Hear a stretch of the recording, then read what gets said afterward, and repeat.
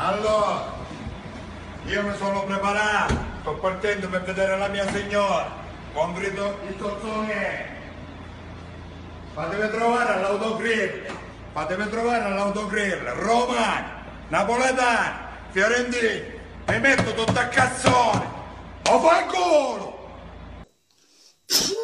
Pa faccia tua, stu strunzo sicchero dall'utammi vikingo a vikingone così. O si schietta, o si fa morte subito tu e tutta razza non viene. Ma è mai possibile, una vikingone, ma da guardate in due specchi, che buon faccio mettere in due cascione, metteci a quella bocchina mamma, la chella ci mette a quella bocchina mamma, te pancia zicca, niente mamma. Tu c'hai tonto che lo cascione, niente di meno ci mette a noi, i romani, i fiorentini. State accorto, ciucciuetto, già porta secci con sto cascione che dici tu già porta secci, ma ti rendi conto che fai schifo cesso, ti rendi conto, tu sei un pesce pigliato che a botte, capite? Sei un pesce pigliato che a botte, ricutto, ma vergogna, tu ti devi solo vergognare, sei del sud, sei siciliano o calabrese, non lo so, però stai là. Oggi sì, o in Calabria, ma l'accento non lo riconosco. E tifo perché li quattro zambugnare su l'andoppo, che chi a te ti schifano, a te, ma ti rendi conto no, che fai schifo cesso, tu torni a dire, niente di meno non hai visto strunzo scaurato, ma tu sei una rapesta munnata,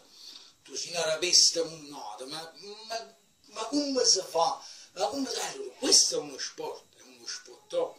Ok, io faccio i video perché vi schifo a voi, rubendini, si chiedo dall'udam calcisticamente, ma a fare un video e far vedere che ci metti tutto a cassone e poi dici, va a fanculo, gli dici va a fanculo a quella bucchina mamma, che è la bucchina di mamma, ma sai la bucchina di mamma, quella che ti ha creato.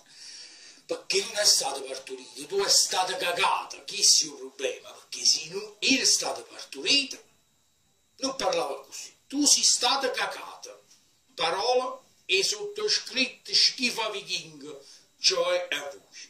Perciò, mo saluto un bacione agli amici miei azzurri e sempre e solo Forza Napoli, perché tutto questo è munezza a sicchi e merda, combattete, vichingo e sicchi rutano, e spero che tra vichingo e vichingo pensa in tuo cascione, strunz!